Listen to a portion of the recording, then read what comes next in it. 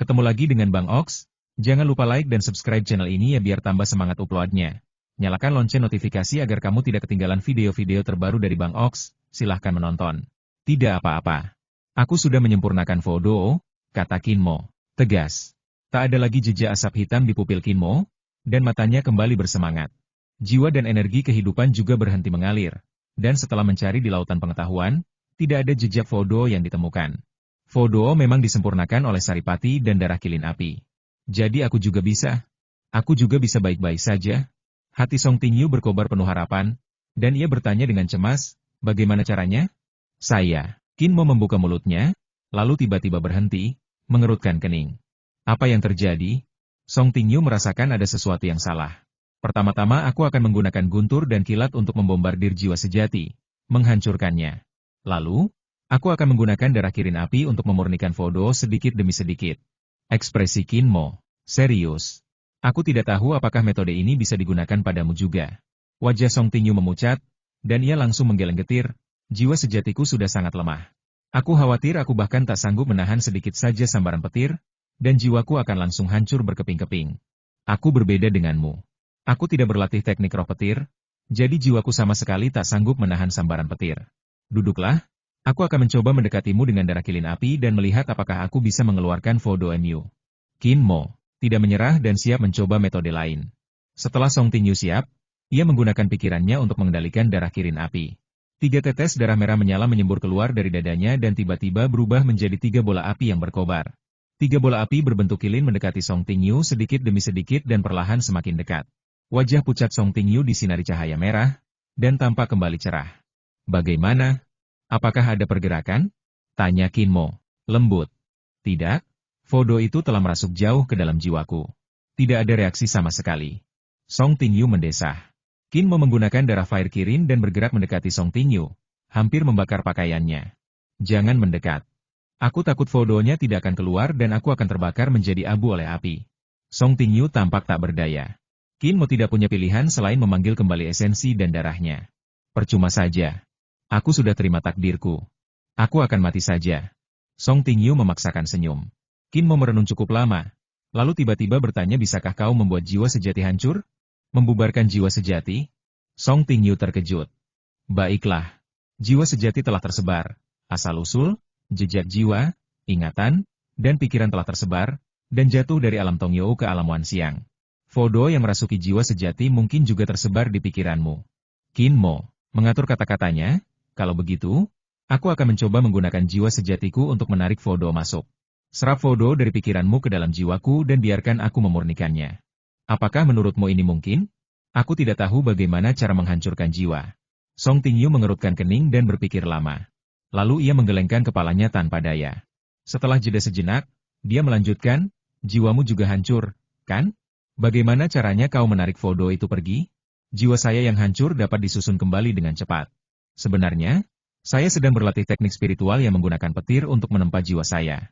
Pada tahap awal latihan, jiwa sejati akan terus hancur. Kemudian, untuk menyusun kembali, prosesnya perlu diulang terus-menerus. Sangat sulit bagi jiwa sejati untuk beradaptasi dengan gempuran petir, dan itu harus dilakukan selangkah demi selangkah, jelas Kinmo. Aku tak tahu bagaimana cara menghancurkan jiwa. Song Tingyu mengerti, tetapi tetap tak bisa diajak bekerja sama, dan suasana hatinya semakin tertekan. Kinmo juga tahu bahwa metodenya untuk menghancurkan jiwa sama sekali tidak cocok untuk Song Tingyu. Song Tingyu, yang tidak menguasai sihir guntur dan kilat, sama sekali tidak mampu menahan hantaman guntur. Dia terdiam lagi.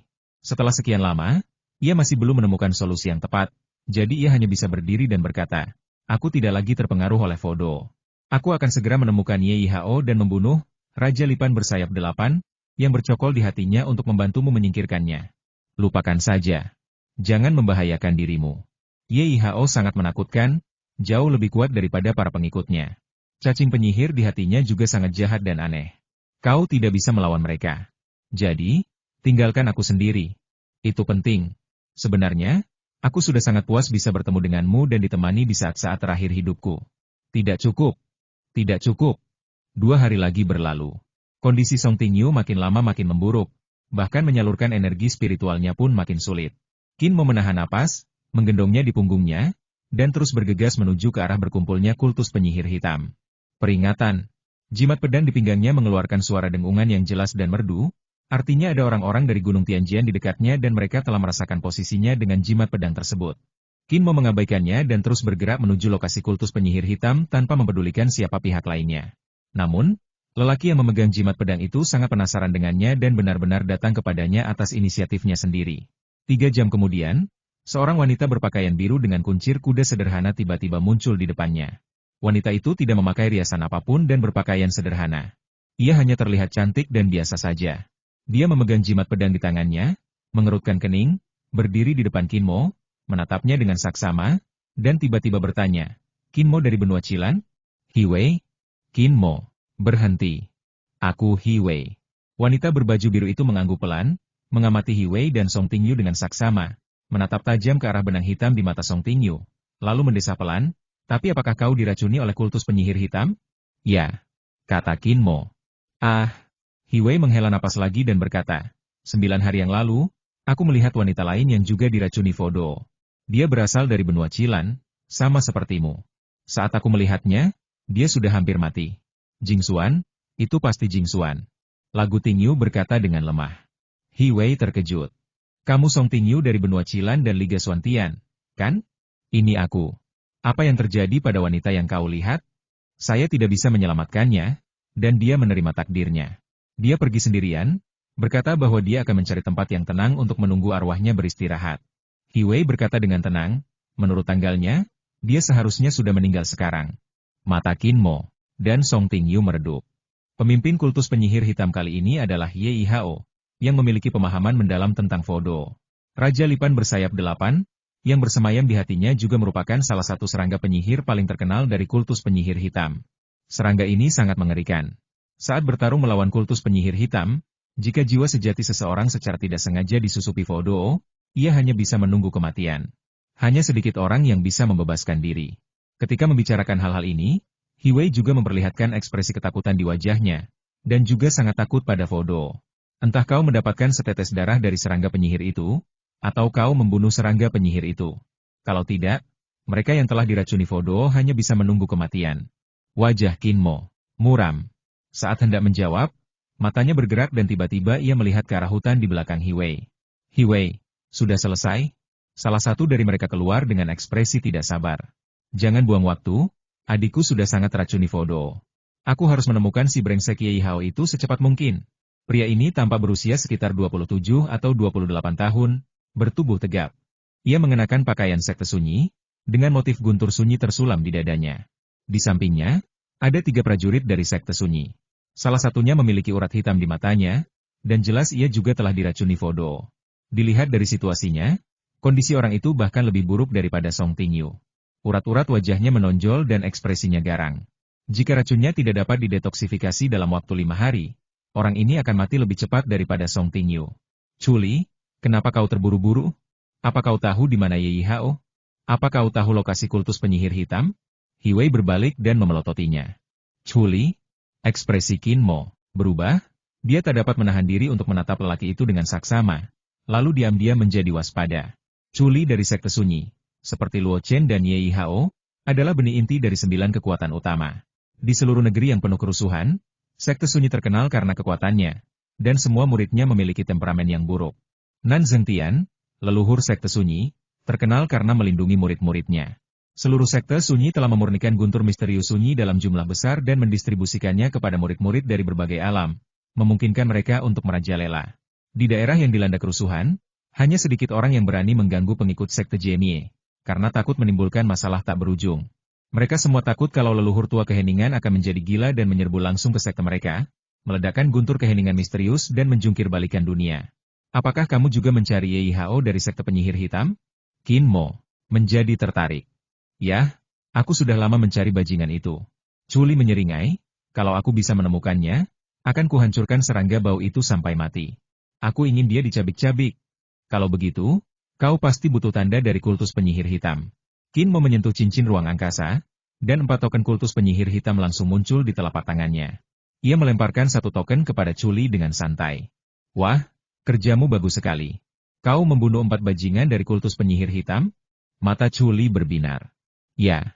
Qin Mo mengangguk dan berkata dengan tenang, Aku akan terus membunuh sampai semua orang dari kultus penyihir hitam terbunuh dan serangga penyihir yang melepaskan Vodo terbunuh. Bagus. Sepertinya kita sepaham. Julie dan yang lainnya telah mencari kultus penyihir hitam selama beberapa waktu. Sayangnya, mereka tidak mengetahui lokasi pasti tempat berkumpulnya kultus hitam, dan mereka tidak memiliki token kultus hitam, yang membuat pencarian mereka sangat tidak efisien dan mereka dapat dikatakan berkeliaran tanpa tujuan. Akan tetapi, sang pendekar kultus penyihir hitam yang telah diracuni Vodo dan kondisinya makin memburuk, lambat laun tidak dapat bertahan lagi. Pria itu hanya punya waktu 5 hari lagi. Dalam waktu 5 hari, jika Julie tidak dapat menemukan Yihao, tidak dapat membunuh Raja Lipan bersayap 8, dan tidak dapat memperoleh setetes darah, adik laki-lakinya yang telah diracuni oleh Vodo akan kehilangan jiwa aslinya dan mati. Ini juga alasan mengapa Julie cemas dan tidak ingin Hiwei membuang-buang waktu berbicara dengan Kinmo. Dan yang lainnya, dia tidak punya banyak waktu. Namun, saat Kinmo mengeluarkan token kultus penyihir hitam dan melemparkannya ke tangannya, ketidaksabaran, kegelisahan, dan kesombongan di wajahnya Julie segera memudar. Kita sepemikiran, kata Julie dengan mata berbinar. 4 token kultus penyihir hitam. Kejutan muncul di mata indah Hiwei, dan dia tak bisa menahan diri untuk menatap Kinmo. Di belakang Julie, 3 orang arogan dan sombong dari sekte Jemie juga diam-diam terkejut. Mereka tahu betul bahwa para prajurit kultus penyihir hitam tidak mudah dihadapi, dan mereka tahu betapa aneh dan jahatnya orang-orang dari keluarga Yu itu. Kinmo berhasil mendapatkan 4 token dan membunuh 4 prajurit kultus penyihir hitam, yang langsung membuat mereka sedikit dihormati. Saudaraku, cepat gunakan token kultus penyihir hitam untuk menemukan lokasi para bajingan kultus penyihir hitam itu. Seorang murid Jimmy Xuanlei berteriak, Ren Peng kehabisan waktu. Aku tahu. Julie memegang token itu di tangannya dan merasakannya dengan pikirannya. Ekspresinya serius. Kinmo, turunkan aku dulu, bisik Song Tingyu lembut di telinganya. Tunggu. Kinmo menjawab dengan suara rendah, mengerutkan kening, menunggu gerakan Julie. Hiwei dari Gunung Tianjian datang dengan rasa ingin tahu saat ini, menatapnya dan Song Tingyu dengan mata cerahnya, dan bertanya dengan suara rendah apakah kamu benar-benar membunuh 4 prajurit dari kultus penyihir hitam? Bukan kami, kata Song Tingyu dengan tenang, hanya Kinmo. Hiwei menjadi semakin terkejut. Setelah hening sejenak, ia berkata pelan, hati-hati dengan Luo Chen. Sebelum kita memasuki ruang sidang, dia menyebarkan kabar bahwa dia akan merepotkanmu. Du Xiangyang juga mengatakan hal yang sama kepadaku. Kinmo tampak meremehkan. Apakah kamu melihat orang itu Du Xiangyang? Hiwei terkejut. Saya pernah melihatnya dan bertarung dengannya. Dia sangat kuat. Kinmo mengungkapkan pendapatnya. Tentu saja dia kuat. Dia punya peluang bagus untuk memperebutkan posisi inti di uji coba ini.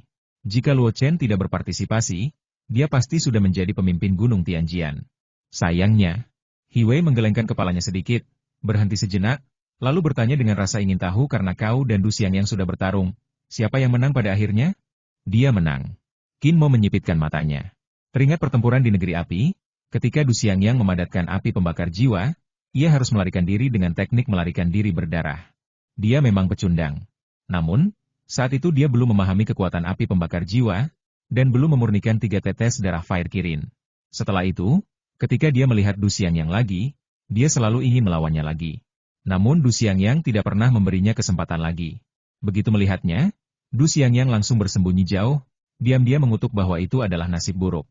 Ia tidak ingin membuang waktu dan tenaga untuknya. Ya, kurasa begitu. Hiwei terkekeh. Ia pikir ini biasa saja. Dia sangat menyadari betapa hebatnya Du Xiangyang, dan tahu bahwa bahkan dibandingkan dengan Luo Chen, Du Xiangyang hanya sedikit lebih rendah. Dan Luo Chen, di tingkat alam Tongyou, pastinya adalah orang paling menakutkan di Gunung Tianjian. Tapi kau cukup kuat. Kau berhasil membunuh 4 prajurit kultus penyihir hitam, yang menunjukkan bahwa kau punya kemampuan untuk melindungi diri di tanah pemakaman dewa. Hiwei mengalihkan pembicaraan dan berbisik, ikutlah dengan kami. Kau tak bisa mengalahkan kultus penyihir hitam sendirian. Yihao lebih mengerikan daripada Du Xiangyang. Kau jelas bukan lawannya. Hanya jika kau mengikuti kami, kau bisa membantu rekan-rekanmu menyingkirkannya. Kinmo menatap Hiwei dengan ragu. Dia merasa Hiwei sangat aneh. Meskipun berasal dari Gunung Tianjian, dia memiliki hubungan dekat dengan Julie, dan tampaknya menunjukkan kebaikan kepadanya sejak awal. Hal ini membuat Kinmo sangat bingung. Apakah wanita ini punya motif tersembunyi? Kinmo merenung dalam hati. Seolah bisa melihat keraguan dan keraguan Kinmo, Hiwei merenung sejenak, lalu tiba-tiba berkata dengan suara pelan, Paman Mu dan ayahku memiliki hubungan yang baik. Aku mendengar Paman Mu berbicara tentangmu. Ngomong-ngomong, Kau punya resep untuk memurnikan guntur kepunahan misterius, kan? Resep itu didapatkan Paman Emu dari ayahku. Qin Mo terkejut. Ayah saya berasal dari sekte Jienie. Karena saya suka berlatih ilmu pedang dan ayah saya berteman baik dengan Paman Emu. Beliau mengirim saya ke Gunung Tianjian untuk belajar ilmu pedang. Jelas Hi Wei. Qin Mo akhirnya mengerti, mengangguk, dan berkata, jadi begitu. Tidak heran Hi Wei menunjukkan kebaikan sejak pertama kali bertemu dengannya. Tidak seperti Du Xiangyang, yang pertama kali mengalami pertempuran untuk mengujinya dan baru berhenti mengganggunya setelah mengetahui bahwa dia cukup kuat. Ternyata itu karena Li Enyu. Kita tidak bisa menemukan pergerakan kultus penyihir hitam. Seharusnya tidak ada satupun anggota mereka dalam radius 100 mil. Chuli berhenti, menjambak rambutnya dengan cemas, dan menggeram kesal. Kita tahu arah umumnya, kata Qin Mo, tepat pada waktunya. Chuli, Hi Wei dan yang lainnya menatapnya dengan heran setelah mendengar apa yang dikatakannya. Bawakan aku kristal pikiran patah itu, kata Qin Mo, lembut. Song Tingyu segera menyerahkan kristal pikiran rusak. Kalian bisa lihat sendiri. Qin Mo menyerahkan pecahan kristal pikiran kepada Hi Wei. Pecahan kristal pikiran ini berisi fragmen ingatan seorang prajurit kultus penyihir hitam. Kalian bisa menganalisisnya. Secara umum, kalian bisa mengetahui lokasi kultus penyihir hitam dan tahu di mana mereka berkumpul. Bagus. Chuli gembira. Adik kecil, kamu melakukan pekerjaan dengan baik. Hi Wei mengambil kristal pikiran patah, tetapi tidak memberikannya kepada Chuli. Sebaliknya, ia menganalisisnya sendiri. 10 menit kemudian, Hi Wei membuka matanya, mengembalikan kristal pikiran hancur kepada Qin Mo, dan menunjuk ke suatu arah. Di sana. Lokasinya sama dengan Song Tingyu. Ayo pergi, teriak Chuli. Ia mengangguk ke arah Qin Mo, dan berinisiatif mengajaknya, ikut kami, kau harus membantu istrimu detoksifikasi. Selama YIHO dan serangga penyihir itu terbunuh, dia akan baik-baik saja. Aku. Pipi pucat Song Tingyu tampak memerah, seolah ingin mengatakan bahwa dia bukan wanita Qin Mo. Tapi Qin Mo sudah mengangguk dan berkata dengan tegas, oke, ayo pergi. Perintah Chuli. Jadi Qin Mo menggendong Song Tingyu di punggungnya dan mengikuti Chuli, Hi Wei dan yang lainnya menuju ke arah berkumpulnya kultus penyihir hitam. Hari berikutnya, simbol pedang di pinggang Qin Mo, dan Hi Wei memancarkan suara rendah, cepat dan intens pada saat yang bersamaan. 5 simbol pedang, 5 orang dari Gunung Tianjian, mereka pasti dari pihak Luo Chen. Hi Wei menyentuh simbol pedang itu. Setelah mengamatinya sebentar, ia tidak berniat untuk memperhatikan. Ayo kita lanjutkan berjalan, jangan khawatirkan mereka. Qin Mo menanggapi dengan diam dan meneruskan perjalanannya dengan Song Tingyu di punggungnya. Peringatan, peringatan. Simbol pedang di pinggangnya dan Hi Wei sesekali mengeluarkan dengungan pelan. Dengungan itu semakin cepat, menandakan bahwa pihak lain terus-menerus mengirim pesan dan dengan cepat berkumpul di sini. Menyebalkan sekali. Hi Wei mengerutkan kening, wajahnya menunjukkan kemarahan. Mereka jelas tahu kita tidak mau memperhatikan, tapi mereka tetap saja mengejar kita. Apa yang ingin mereka lakukan? Selain orang-orang dari benua Cilan kita, yang lain yang memasuki tanah pemakaman dewa kali ini adalah kau dan Du Xiangyang. Sisanya sedang menunggu perintah Luo Chen. Jika kita juga orang-orang Luo Chen, kita pasti akan bergabung dengan mereka. Kita sedang terburu-buru pergi, mereka pasti sudah menebak siapa kita. Dan mereka datang ke sini dengan terburu-buru, mereka pasti mengincarku. Mata Qin Mo dipenuhi dengan niat membunuh. Orang-orang Luo Chen, Chuli, yang berjalan di depan, berbalik dan menatap Hi Wei dengan ekspresi kesal. Ya, itu sudah pasti. Hi Wei mengangguk. Mengejar tanpa henti? Tanya Chuli lagi. Hi Wei mengangguk lagi. Berhenti sebentar. Chuli melambaikan tangannya dan berhenti lebih dulu. Ia mengerutkan kening dan mendengus dingin. Tunggu sampai mereka datang. Aku ingin tahu apa yang ingin mereka lakukan. Masalah ini tidak ada hubungannya denganmu. Mereka seharusnya datang menjemputku, kata Qin Mo. Sebelum kau memberiku token kultus penyihir hitam dan mengeluarkan kristal pikiran hancur, masalah ini sama sekali tidak ada hubungannya denganku. Chuli mengerutkan kening. Tapi sekarang, kau telah bergabung denganku dan bertekad untuk membunuh orang-orang kultus penyihir hitam bersamaku. Mulai saat ini, urusanmu mulai ada hubungannya denganku. Qin Mo hendak berbicara lagi. Chuli melambaikan tangannya dengan dominan untuk menghentikannya melanjutkan, dan berkata oke, berhenti bicara omong kosong. Aku ingin melihat apa yang ingin dilakukan orang-orang itu. Wajahnya penuh penghinaan, dan dia berkata dengan nada meremehkan, aku paling benci orang yang saling bertikai. Luo Chen adalah benih inti Gunung Tianjian, tetapi dia tidak tahu bagaimana menyatukan rakyatnya sendiri. Sebaliknya, dia ingin memanfaatkan persidangan untuk melenyapkan para pembangkang. Orang seperti ini, hei, aku paling tidak tahan. Qin Mo, jangan khawatir, tidak apa-apa. Dengan Chuli di sini, Dia tidak akan berani memulai perang bahkan jika Luo Chen datang sendiri. He Wei menghibur.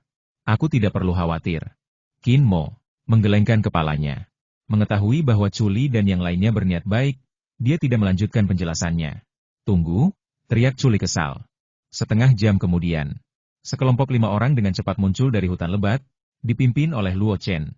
Luo Chen berpakaian putih, matanya setajam pedang, dan dia muncul di depan semua orang hampir seketika. Di belakangnya diikuti Zhao Xuan, Zhang Chendong, dan 2 prajurit dari Gunung Tianjian.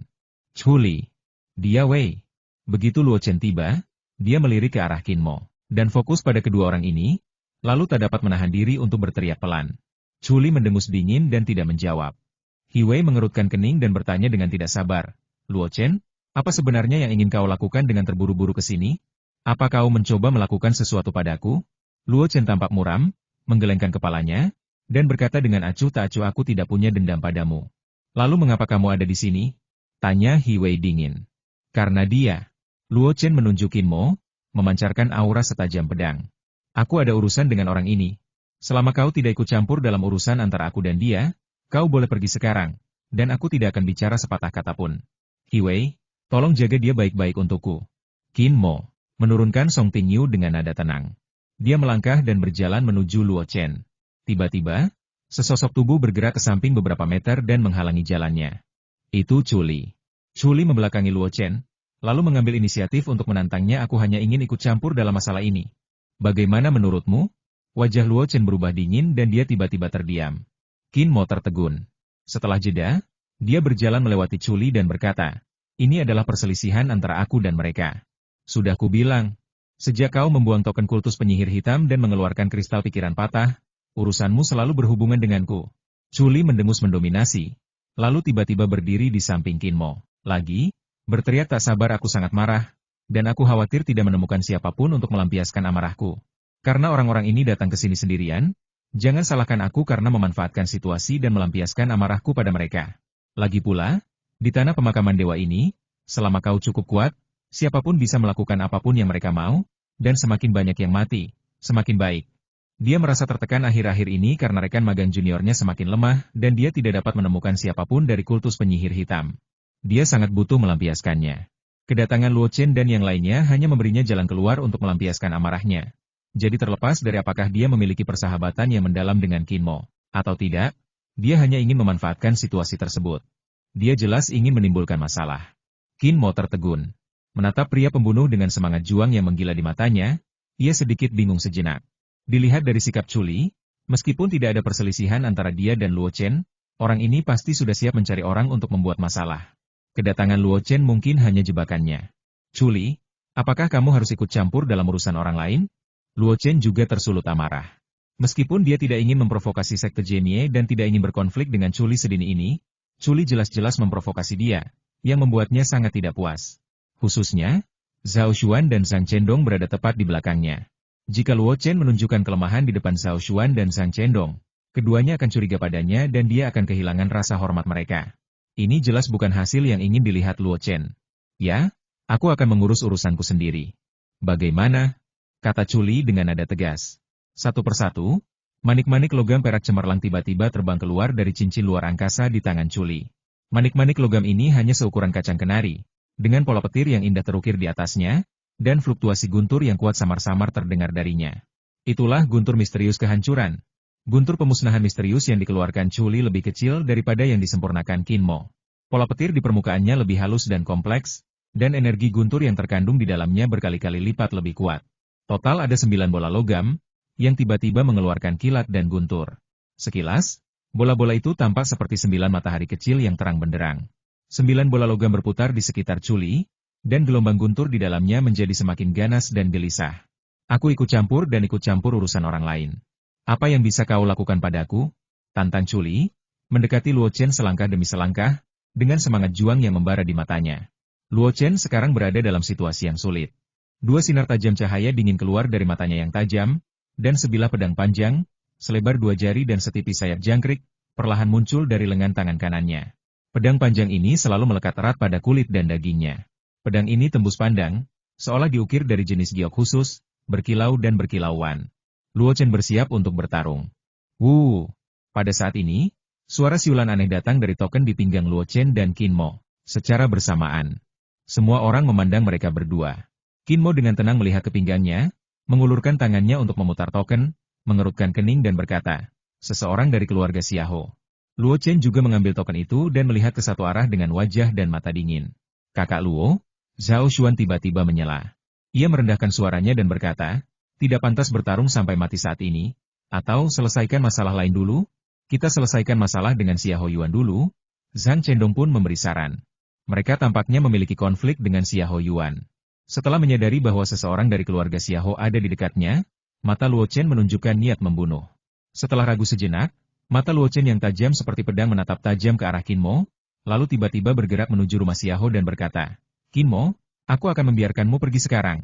Aku tahu batu nisan itu ada di tanganmu lagi, dan aku tahu kau sedang melakukan sesuatu di balik layar. Lepaskan aku. Qin Mo menggelengkan kepalanya dan tertawa aneh.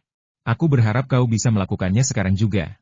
Chuli terkekeh dan berkata, aku juga berharap begitu. Saudara Luo, teriak Zhao Xuan. Luo Chen ingin berbalik dan melawan, tetapi ia menahan amarahnya. Sosoknya secepat kilat, dan ia meninggalkan tempat itu dalam sekejap. Zhao Xuan dan yang lainnya mengikutinya dari dekat. Satu demi satu, sosok mereka bagai angin sepai-sepai, menghilang dari pandangan semua orang dengan kecepatan yang sama seperti saat mereka datang. Hilang dalam sekejap. Terima kasih, Saudara Chu, kata Qin Mo. Setelah mereka pergi, Chuli melambaikan tangannya, tampak agak kecewa karena tidak melawan Luo Chen. Ayo pergi. Kita lanjutkan perjalanan kita dan abaikan mereka. Ya, sebenarnya bagus juga kalau kita tidak bertarung dengan Luo Chen dan yang lainnya. He Wei menghela napas lega dan berkata, kita tidak bisa membuang waktu terlalu banyak di sini. Ren Peng dan Song Tingyu, keduanya sedang dalam situasi yang buruk. Sebaiknya kita segera menemukan Ye Hao dari kultus penyihir hitam. Maju! Teriak Chuli. Kerumunan dan Luo Chen beserta keempat temannya berpisah. Qin Mo menggendong Song Tingyu di punggungnya lagi, mengikuti Chuli dan yang lainnya, dan terus memacu kudanya menuju tempat berkumpulnya kultus penyihir hitam. Tanpa Chuli, Luo Chen tidak akan pernah melepaskanmu. Chuli ini, meskipun dia sedikit arogan dan mendominasi, dia adalah orang yang bisa kau jadikan teman. Song Tingyu bersandar di bahunya dan berbisik pelan. Apakah jiwa sejatimu telah berkumpul kembali? Segera. Qin Mo menjawab dengan santai. Tahap ketiga serangan guntur surgawi, menempa jiwa dengan guntur dan petir, mengharuskan jiwa sejati terus-menerus dihantam guntur dan kilat. Awalnya, jiwa sejati tidak akan mampu menahan guntur dan kilat dan akan hancur berulang kali. Pada tahap awal tahap ini, ia akan bolak-balik antara menghancurkan jiwa dan mengumpulkan jiwa. Setelah jiwa sejatinya perlahan beradaptasi dengan guntur dan kilat dan tidak akan dikalahkan olehnya, ia akan mampu secara bertahap mencapai kondisi yang lebih baik dan benar-benar menggunakan guntur dan kilat untuk memurnikan, memelihara, dan memperkuat jiwanya. Hari lain telah berlalu. Aduh! Pada saat yang sama, token kultus penyihir hitam di pinggang Qin Mo, dan Chuli memancarkan teriakan melengking yang menawan. Song Tingyu dan Ren Peng, yang diracuni Fodo, menutup telinga mereka dan berteriak kesakitan. Garis-garis hitam di pupil mereka semakin melebar. Ketemu, Chuli tampak gembira. Mata Qin Mo juga penuh dengan keganasan. Di sana, Chuli menunjuk ke suatu arah. Sekelompok orang bergegas mendekat. Setengah jam kemudian, 3 prajurit kultus penyihir hitam yang dipimpin Yu Feng tiba-tiba muncul di hadapan mereka. Mata Yu Feng yang tertutup topinya dipenuhi dengan tatapan sedingin es. Dia hendak memberi perintah untuk membunuh dengan segala cara orang-orang Qin Mo. Dan yang lainnya yang memegang token kultus penyihir hitam tetapi bukan dari kultus penyihir hitam. Ketika dia tiba-tiba melihat Chuli menyerbu ke arahnya sambil meraung. Chuli! Chuli dari sekte Jemie! Teriak Yu Feng, lalu segera berubah pikiran dan memerintahkan mundur. Mundur ke sisi tuan muda. Kita bukan tandingannya. Ketiga prajurit kultus penyihir hitam tahu betapa sulitnya menghadapi Chuli. Jadi mereka segera berbalik dan melarikan diri dengan kecepatan lebih cepat daripada saat mereka datang. Sialan! Kalau aku biarkan kau lolos, mulai sekarang aku akan menulis namaku terbalik. 3 guntur senyap seukuran kenari, seperti 3 baut petir perak, mengejar Yu Feng dan yang lainnya dengan kecepatan yang hampir mustahil ditangkap dengan mata telanjang. Pada saat yang sama, bintang-bintang terang muncul dari jubah perak Chuli. Kekuatan bintang yang dahsyat mengalir keluar dari titik-titik akupuntur di sekujur tubuhnya. Chuli Ruo mengendalikan cahaya bintang dan melintas di mata Qin Mo. Dorong, dorong, dorong. 3 raungan dahsyat dan menggetarkan bumi tiba-tiba meledak dari arah Yu Feng dan 2 lainnya melarikan diri. Gelombang guntur yang dahsyat hampir merobek langit, membuat penghalang tebal alam rahasia ini tampak tak stabil. Kekacauan, distorsi, ledakan terus-menerus, dan gelombang menderu terus-menerus datang dari 3 arah berbeda. Naga petir berkeliaran di kehampaan dalam 3 arah, seolah-olah mereka adalah makhluk spiritual yang memburu dan membunuh makhluk hidup. Kinmo menyipitkan matanya, merasakan ledakan 3 guntur misterius pemusnahan, dan cahaya aneh muncul di wajahnya. Kekuatan tumbukan dahsyat dari guntur pemusnahan di tangannya tidak tersebar. Sungguh menakjubkan bahwa kekuatan tumbukan dahsyat itu akan terkonsentrasi pada target. Petir dan guntur akan berkumpul di lokasi keberadaan makhluk hidup seolah-olah mereka memiliki kesadaran. Song Tingyu diam-diam merasakannya dan berkata dengan nada terkejut, ledakan, petir, dan kekuatan tumbukan dahsyat itu akan terfokus pada target dan berkumpul dalam sekejap. Sungguh menakutkan. Guntur pemusnahan ini tampaknya memiliki kesadaran hidup yang sederhana dan tahu siapa target yang harus dibunuh. Kinmo juga merasa ngeri. Dia melangkah maju, siap untuk mendekat dan melihat kekuatan yang ditimbulkan oleh guntur senyap, dan melihat betapa hebatnya guntur suci mengerikan yang disempurnakan oleh sekte senyap ini. Jangan ke sana. Ledakannya akan berlangsung sebentar. Kalau kau masuk sekarang, kau akan terkena dampaknya. Hiwei mengangkat tangannya untuk menghentikannya. Ia tersenyum tenang dan berkata, jangan khawatir. Ketiga orang dari kultus penyihir hitam itu tidak akan bisa lolos dari kejaran Culi. Oh, Kinmo berhenti saat diberitahu. Dia tidak bisa melihat Culi bertarung dengan pihak lain, tetapi dia bisa mendengar raungan Culi. Sialan. Bahkan orang-orang sekte Jemieku pun harus ditanami Fodo. Kalau aku tidak membunuh kalian semua bajingan dari kultus penyihir hitam, aku tidak akan disebut Culi. Selain melepaskan Fodo, apalagi yang bisa kau lakukan? Ayo, berdiri dan lawan aku. Aku ingin melihat apa yang bisa kau lakukan. Kenapa tidak ada gerakan? Mati secepat ini? Sampah. Bangun. Raungan dan teriakan Culi terdengar dari waktu ke waktu. Di area tempat guntur dan kilat bergemuruh, fluktuasi energinya kacau dan tak teratur, dan turbulensinya sangat dahsyat. Tak lama kemudian, bahkan suara Culi pun berhenti. Jelas, ketiga prajurit kultus penyihir hitam itu pasti telah dibunuh olehnya. Kemari dan lihat. Masih ada 3 serangga penyihir di sini. Sial, tuannya sudah mati, tapi serangga penyihirnya masih hidup. Serangga penyihir ini benar-benar ulet. Teriak Culi lagi. Serangga penyihir. Kinmo mengerutkan kening dan bergegas. Kinmo tahu bahwa serangga penyihir itu sangat menakutkan, dan khawatir sesuatu yang tidak terduga akan terjadi pada Culi, jadi dia bergegas. Terakhir kali, ia menggunakan darah kirin api untuk membakar Yu-11 dan yang lainnya hingga mati. Tetapi serangga penyihir itu berhasil bertahan hidup. Vitalitasnya yang kuat membuatnya diam-diam takut. Akhirnya, dia membungkus ketiga serangga penyihir itu dalam darah kilin api dan memurnikan mereka selama lebih dari setengah jam. Akhirnya mengubah mereka sepenuhnya menjadi abu. 3 tetes darah kirin api diperoleh dengan memurnikan 3 serangga penyihir. Energi yang terkuras sangat besar, sehingga membutuhkan lebih dari selusin kristal api langit untuk pulih secara perlahan. Ini menunjukkan betapa kuatnya serangga penyihir. Ini hanyalah larva yang dibiarkan oleh Raja Lipan bersayap 8. Saudaraku, hati-hati dengan serangga penyihir. Mereka sangat kuat. Seorang prajurit dari sekte Jemie buru-buru mengingatkan sambil menghampiri. Hiwei pun berteriak, Culi. Jangan terlalu dekat dengan serangga penyihir itu. Apa yang kau takutkan? Serangga-serangga ini? Apa mereka bisa menyakitiku? Tanya Culi dengan nada meremehkan, tidak menanggapi peringatan semua orang. Sebenarnya, dia memang tidak takut pada serangga penyihir. Sebagai benih inti sekte Jemie dan prajurit muda paling berbakat di seluruh sekte, Culi memiliki banyak cara tersembunyi dan kepercayaan diri yang cukup. 3 serangga penyihir mengepakkan sayapnya dan mengeluarkan suara dengungan aneh saat terbang mengelilingi Culi, menunggu kesempatan untuk menyerang. Mereka telah memutuskan hubungan jiwa mereka dengan Yu Feng sebelum Yu Feng dan yang lainnya meninggal, jadi mereka terbebas terlebih dahulu. Ini juga yang Yu Feng dengar dari Ye Hao, jika kau tahu kau takkan mampu bertahan. Jangan tahan serangga penyihir itu dan biarkan ia pergi lebih awal. Ye Hao adalah pilihan keluarga Yu mereka. Hanya ketika Ye Hao kuat, keluarga Yu dapat terus kuat. Oleh karena itu, meskipun mereka tidak menyukai Ye Hao dalam hati mereka, demi masa depan keluarga Yu, mereka mengertakkan gigi dan lebih baik mati dulu daripada menghancurkan serangga penyihir itu. Oleh karena itu, ketiga serangga penyihir itu sepenuhnya terhindar dari dampak guntur pemusnahan. Ayolah, aku ingin melihat. Bagaimana kalian bisa menyakitiku? Culi tertawa aneh. Dari balik jubah peraknya, terpancar cahaya bintang yang penuh misteri dan makna yang luas. Medan energi pelindung yang kuat menyelimuti seluruh tubuhnya, membuatnya kebal terhadap invasi kekuatan eksternal apapun.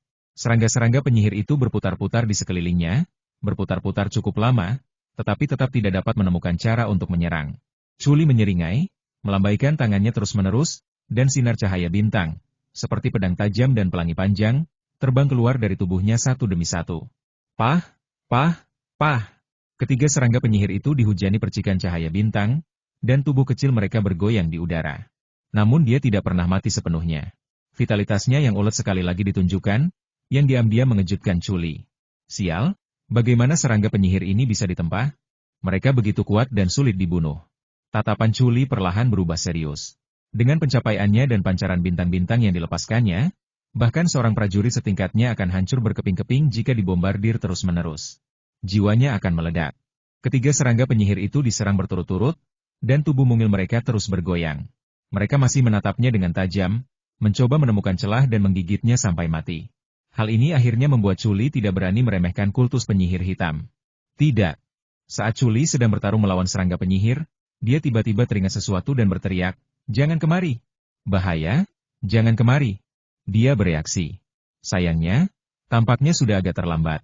Kinmo, Hiwei, dan dua orang dari sekte Jemie semuanya datang dengan cemas untuk melihat situasi di sini. Tiga serangga penyihir yang telah lama menyerang Chuli mencium aroma makhluk baru dan segera mengubah target mereka. Mereka menerkam Kinmo, dan yang lainnya. Wajah Chuli berubah, menyadari ada yang tidak beres, dan dia berteriak, "Hati-hati dengan serangga penyihir. Serangga ini menakutkan." Tiup, tiup, tiup. Suara aneh terdengar dari serangga penyihir itu, seperti kentut. Titik-titik hitam kecil seperti butiran pasir mengembun dalam kabut hitam dan tiba-tiba menyebar. Bintik-bintik hitam itu bergulung cepat dalam kabut hitam, menyebar ke arah Kinmo dan Hiwei. Ketiga serangga penyihir itu terus melolong, suaranya sangat menusuk.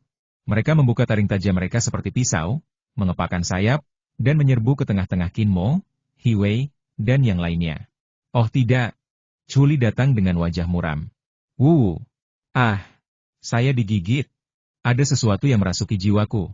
Di tengah lolongan tajam serangga penyihir, bintik-bintik hitam berterbangan di langit, dan penyebaran kabut hitam tebal, Hiwei dan dua prajurit dari sekte Jemie berteriak berturut-turut. Begitu Chuli mendengar teriakan itu, dia langsung menyadari ada sesuatu yang salah dan ekspresinya menjadi sangat jelek. Di tengah kabut hitam, di tengah lolongan ganas serangga penyihir, tiga sinar darah keluar dari tubuh Kinmo. Tiga garis darah tiba-tiba melesat keluar dan berubah bentuk, mengembun menjadi tiga bola api yang berkobar-kobar, membentuk unikorn api. Ketiga bola api itu membakar dengan dahsyat, membuat kabut tebal itu berderak.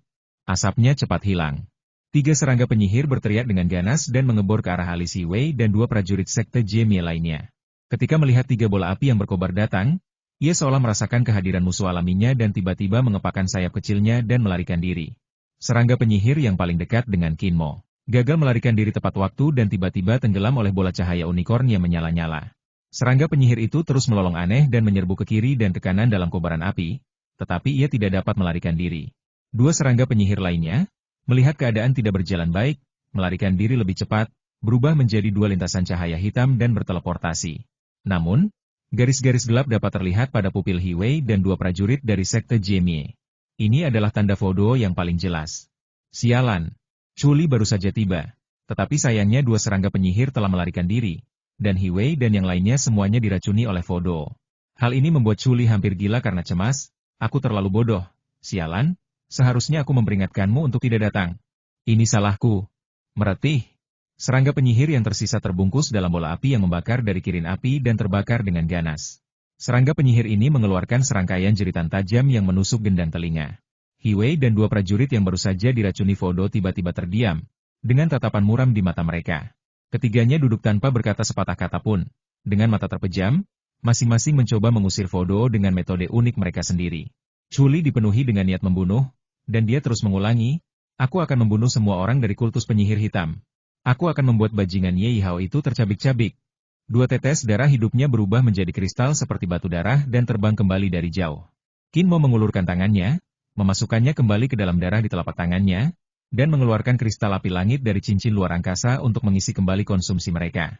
Tetesan darah hidupnya yang lain berevolusi menjadi kirin fire, yang masih menyempurnakan serangga penyihir. 300 mil jauhnya, Ye Hao duduk bersila di tanah, menutupi dadanya, memandangi ratu serangga yang melingkari jantungnya, sambil berteriak dengan sedih. Baru setelah Kinmo berhasil memurnikan serangga penyihir, jeritan Ye Hao perlahan berhenti. Di samping Ye Hao, Xiao Yuan dan sekelompok pria dan wanita berkumpul bersama, berbicara dan memandangnya dari waktu ke waktu. Setelah Ye Hao berhenti berteriak, sikapnya kembali normal, seolah-olah tidak terjadi apa-apa. Ia menghampiri Xiao Yuan dan yang lainnya dan berkata, "Saudara Xia, Saudara Lin, Saudari Su, kalian harus menjelaskan dengan sangat jelas tentang hubungan antara ketiga keluarga kalian dan kultus penyihir hitam kita, kan? Tiga orang yang dipanggilnya Saudara Xia, Saudara Lin, dan adik perempuan Su tidak lain adalah Xiahou Yuan dari keluarga Xiahou, Lin Dongxing dari keluarga Lin, dan Su Yan dari keluarga Su, benih inti dari tiga keluarga besar benua Tianmie. Ketiga orang ini memiliki 5 atau 6 anggota klan di sekitar mereka. Ketiga keluarga besar ini selalu memiliki hubungan yang harmonis, dan ketiga pihak mempertahankan hubungan mereka melalui pernikahan dan kepentingan bersama. Xiahou Yuan, Lin Dongxing, dan Su Yan juga tumbuh bersama dan dibesarkan di keluarga yang berbeda. Mereka mengembangkan pemahaman diam-diam dan menjalin hubungan yang mendalam sejak kecil. Tentu saja aku tahu. Su Yan terkikik. Ia memang cantik alami, dengan tubuh montok dan seksi, sepasang mata semerah bunga persik yang penuh pesona, dan setiap kerutan dahi serta senyumnya seakan membawa aroma godaan. Jika tidak ada kultus penyihir hitam, ketiga keluarga kami tidak akan bisa menjadi kekuatan tingkat perak. Tanpa kultus penyihir hitam, kami akan tetap menjadi pengikut sekte darah jahat, dan kami harus bertindak sesuai dengan suasana hati sekte darah jahat. Haha, setelah sekte darah jahat hancur, berkat kultus penyihir hitam MU pulalah ketiga keluarga kami dapat berbagi materi spiritual yang kaya. Ketiga keluarga kami selalu berterima kasih kepada kultus penyihir hitam. Senang kau mengerti. Ye Yihao mengangguk. Lebih dari 1000 tahun yang lalu, sekte darah jahat adalah musuh terbesar dan pesaing terkuat kultus penyihir hitam kami. Kalian bertiga telah menemukan kelemahan sekte darah jahat, yang memungkinkan kultus penyihir hitam kami mengerahkan semua pasukan tingkat perak untuk menghancurkan sekte darah jahat sekaligus. Tentu saja, kami tidak akan memperlakukanmu dengan tidak adil. Saudara Ye, jika kau punya instruksi atau ingin aku melakukan sesuatu, katakan saja padaku. Su Yan mengedipkan mata padanya dan berkata sambil tersenyum, aku akan menaatimu dalam segala hal. Serangga penyihir lain yang kulepaskan terbunuh. Kemungkinan besar Culi dari sekte Jemie. Wajah Ye Yihao muram. Culi tidak mudah dihadapi, dan dia akan segera mengejarku. Mungkin butuh usaha keras bagiku untuk membunuh Culi sendirian. Aku butuh bantuanmu. Setelah jeda, Ye Yihao berkata, saya harap di akhir persidangan ini, selain kultus penyihir hitam kami dan ketiga keluarga Anda, tidak ada seorang pun dari kekuatan lain yang tersisa. Inilah tujuan yang ditetapkan oleh para tetua kita. Xiahou Yuan tertawa. Kultus penyihir hitam dan 3 keluarga besar akan tetap hidup, dan sisanya akan mati. Bisik Lin Dongxing. Kita semua mendengarkan saudara Ye, Su Yan mengungkapkan pendapatnya. Bagus sekali. Dengan bantuan kalian bertiga, tak seorang pun di pemakaman dewa ini bisa menjadi lawan kita. Ye Yihao sangat puas dengan sikap mereka dan berjanji jangan khawatir. Semua yang kalian dapatkan di pemakaman dewa tidak akan disia-siakan oleh kultus penyihir hitam. Terima kasih, saudara Ye. Su Yan Mei tersenyum. Bersiaplah, tunggu Culi datang, dan operasi dia dulu. Ye Yihao mendengus dingin. Luo Chen dari Gunung Tianjian juga ada di dekat sini. Meskipun kita sudah mengusirnya, mereka pasti akan menemukan kita selama mereka terus mencari. Xiahou Yuan mengerutkan kening. Luo Chen dan Culi, siapapun yang datang lebih dulu akan dibunuh lebih dulu. Bagus. Di bawah pemurnian api bersuhu tinggi milik Fire Kirin, serangga penyihir itu akhirnya terbakar menjadi abu. Culi tampak kesal dan terus menggeram seperti binatang yang haus darah. He Wei dan 2 prajurit lainnya dari sekte Jemie membuka mata mereka dan berdiri setengah jam kemudian. Ada kesuraman di mata mereka. Ketiganya menyerah untuk mencoba menyelesaikan Fodo. Aku tak bisa menyelesaikannya. He Wei tampak muram. Jiwa dan energi kehidupanku perlahan menghilang. Aku tak bisa menghentikannya, tapi aku bisa merasakannya dengan jelas. Ini semacam keputusasaan, aku bisa melihat kematian, tapi hanya bisa mendekatinya selangkah demi selangkah. Akhirnya aku mengerti perasaan Ren Peng, kata seorang pendekar dari sekte Jemie. Aku akan pergi menemui Song Tingyu. Qin Mo menatap orang-orang ini, bingung harus berkata apa. Ia khawatir terjadi sesuatu pada Song Tingyu, jadi ia berbalik dan pergi. Qin Mo ini tidak diracuni oleh sihir, kata seseorang dari sekte Jemie. Aneh sekali. Alam orang ini biasa saja, tapi saat serangga penyihir merajalela, tak ada satupun serangga penyihir yang berani mendekatinya, kata orang lain. Dia juga memurnikan serangga penyihir sampai mati. Bahkan aku tidak bisa berbuat apa-apa terhadap serangga penyihir. Aku tidak bisa menemukan cara untuk memurnikannya sampai mati. Culi menarik napas dalam-dalam, Qin Mo ini sangat kuat. Sepertinya aku benar-benar harus pergi bersamanya untuk membunuh Ye Yihao. Culi, Qin Mo punya hubungan halus dengan sekte Jemie, kata He Wei tiba-tiba. Culi tertegun dan menatapnya dengan heran, menunggu penjelasannya lebih lanjut. Dia bisa memurnikan guntur pemusnahan misterius. Seharusnya dia memiliki sebagiannya di tangannya, jelas He Wei. Ketiga orang dari sekte sunyi terkejut ketika mendengar ini. Apa? Dia bisa memurnikan guntur misterius sunyi? Bagaimana dia bisa melakukan itu? Teriak Chuli. Resep di tangannya diberikan kepada Paman Enyu oleh ayahku, dan kemudian diteruskan kepadanya oleh Paman Enyu, kata Hiwei dengan agak malu. Hanya resep pemurnian. Apakah Anda punya daftar kombinasi diagram pembentukan roh yang terperinci? Chuli mengerutkan kening. Tentu saja tidak. Bagaimana mungkin ayahku begitu tidak pengertian? Tentu saja, dia tidak akan memberi kita daftar detail kombinasi diagram pembentukan roh, teriak Hiwei. Dia baru saja menggunakan resep material spiritual untuk memurnikan guntur pemusnahan misterius? Chuli tidak begitu percaya. Benar. Aku dengar Paman Enyu bilang begitu. Tidak mungkin salah, tegas Hiwei. Anak ini, mata Chuli dipenuhi keraguan. Sisi lainnya, Song Tingyu dan Renpeng dari Sekte Jemie bersandar di pohon kuno, tampak lesu. Apa yang terjadi? Song Tingyu bertanya dengan lembut saat melihatnya datang. Renpeng juga melihat ke sana. Wajah Kinmo muram. Ia menggelengkan kepala dan mendesah, ini tidak baik. Ekspresi kedua pria itu berubah. Kecuali Chuli, mereka semua telah diracuni Fodo dan situasinya sangat buruk. Kinmo mengatakan yang sebenarnya. Renpeng membuka mulutnya dan menjerit lemah karena terkejut, matanya penuh keputusasaan. Song Tingyu mendesah pelan. Hiwei dan 2 prajurit dari Sekte Jemie diracuni oleh Fodo pada saat yang sama, yang berarti bahwa mereka bertiga tidak dapat berpartisipasi dalam pembunuhan Yeihao. Siapapun yang telah diracuni Fodo, begitu mereka terlalu dekat dengan Yeihao, akan terdeteksi oleh induk serangga di jantungnya. Tidak hanya kecepatan Fodo yang menembus tubuh mereka akan meningkat, tetapi kecelakaan lain juga dapat terjadi. Ini berarti hanya Kinmo dan Chuli yang masih mampu bertarung. Bagaimana mereka bisa melawan kultus penyihir hitam? Bagaimana mereka bisa membunuh Yeihao? Bagaimana mereka bisa membantu mereka memecahkan masalah Fodo? Renpeng dan Song Tingyu keduanya merasa tidak berdaya. Tidak ada harapan yang terlihat. Jangan khawatir, kamu akan baik-baik saja. Sejak awal, aku sudah siap menghadapi kultus penyihir hitam sendirian, kata Kinmo, lembut untuk menghiburnya. Song Tingyu menggelengkan kepalanya. Ekspresinya sedih. Lupakan saja. Kinmo, sungguh, jangan memaksakan diri.